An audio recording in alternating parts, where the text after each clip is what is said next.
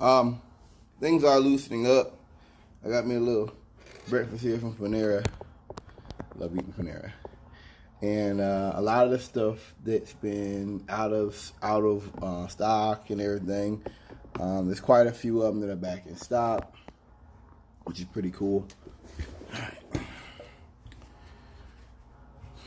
For me living in the South, it's kind of weird because the South never took this seriously. Truckers never took this seriously. I went to that port down there in South Carolina that was like, hey, you gotta wear a mask when you get out the truck. I completely agree with that. I think, like, for me, when I was out in the open by the truck and the truck was being loaded, to mask off because wasn't no need for it to be on. You know, it's just the air is blowing and I'm not talking to anybody. I'm not asking anybody questions. But mask on, I go inside the building. I go inside that room.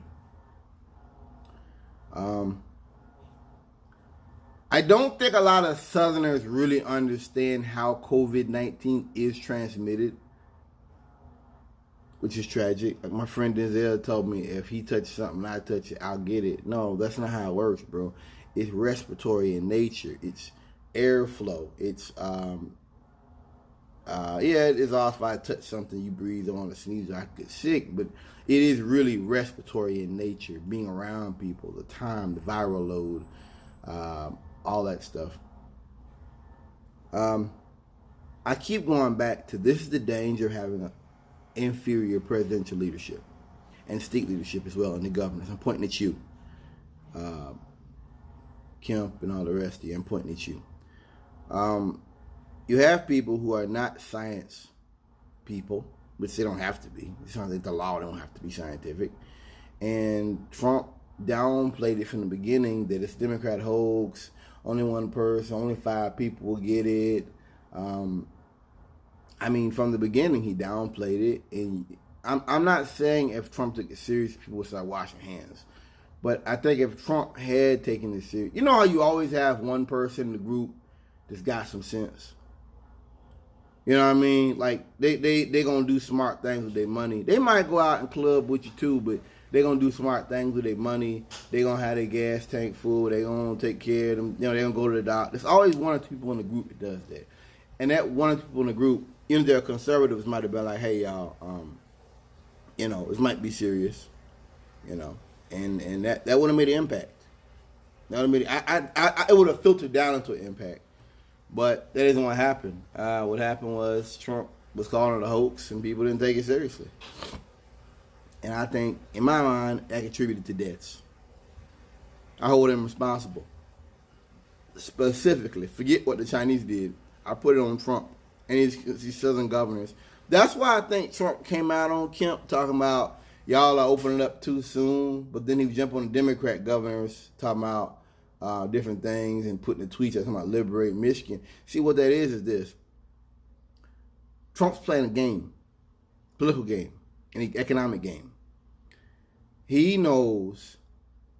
Remember when they had that storm come through on the coast and Trump altered the weather map to say it was going to hit Alabama and there was no chance of it hitting Alabama, and the NOAA scientists were like, no, that's wrong. See, it's just like that. Trump's going to protect his base. He wants to protect his base now. I'll give him that. He wants to protect his base. And he knows if you open up too soon, a lot of redneck Southerners will die. A lot of these old people will die. And that's his voting base, who want to keep America the way it is, who want to make it, who want to keep it legal to be homophobic, keep it legal to be as racist as possible. That's the people that he wants to protect. And for the left states, he doesn't care about them. He cares about the economy, but he doesn't care about if a bunch of liberals die. Or people in a liberal state die. That's what I mean to say, yeah. Because people, they're not really political. They're in a state that's liberal. Illinois, Michigan, you get the idea. Anytime he gets a knock on them, he will. I hope people, like I said, for me being in the South, people never took this seriously, especially not blacks. They be having parties down there, down the road here. I mean, it's nobody took this seriously. And, you know, it's kind of distressing. I go put my mask and stuff, and nobody's masked up. It's kind of distressing. Knowing, you know, when I talk about the South being behind, I mean it. I mean, like, really, they're really behind in a lot of ways, and they are proud of that here. They're quite proud to be behind in every way. I think there will be a second wave. I say this all the time. I think there'll be a second wave. I believe that, and based upon the response of this one, it's gonna be bad.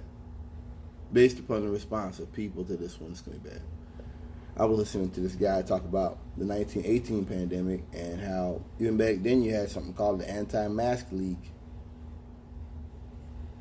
Ain't that similar to what we see out here with the guys with the rifles and the vests and the masks and shit? Isn't that similar? I just think that Trump's got a little brown shirt thing going on, and they're the brown shirts.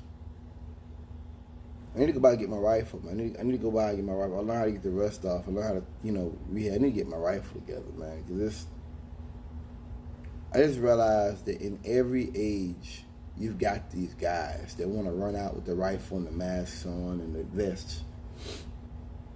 And I just realized that, like, whether Trump gets elected or not, they're not going to go anywhere. They're not changing. Like that's not going to end tomorrow. You understand? That's not going to end tomorrow, whether Trump or McConnell or any of them, whatever happens to them. Something's got to be done about them. I almost wish they had unleashed it and just released it throughout the South. I mean, I would have been really, really, really, really set up. I hope they don't do it now. It's too hot. But I wish they had done it when it's cooler. It would have killed off a lot of those crackers. It really would have. It would have killed off a lot of them. You know, and that's what I want. I want them to be humiliated. I deep down, I want them to be humiliated. And I want the world to see, you know, and know this is what happens when you do this. When you play this paramilitary game against logic and against science and against reason, you die. So, but I think it'll be a second wave, a third wave. I think that conservatives want to just get back to work as soon as possible. I think that conservatives want to forget about Trump's failures. That's what I think. Like, when I listen to them talk, that's what I get. It's just, oh, well, we're doing more testing. No, you're not. It said in Germany, I think like next week, they're going to start testing over 900,000 people a week. They've been testing 500,000 a week, dude. I'm not sure America's tested 1 million yet. I'm not. Like, I wouldn't bet on it. And then like I told you, I've been saying, I believe these southern governors are going to pull some old sneaky shit. Changing the numbers, altering the numbers. I've been telling you that. And it came out. That's what Florida's doing. They're editing the numbers. They're not showing the numbers of people who are sick. Yep. I knew that was coming. I said that. I knew that was going to happen back in March. Early March. Yep. I was like, oh, they're going to. Because that's what conservatives do. So they do. They're willing to sacrifice their own people. Oh, yeah. They are willing to sacrifice their own people. Peace.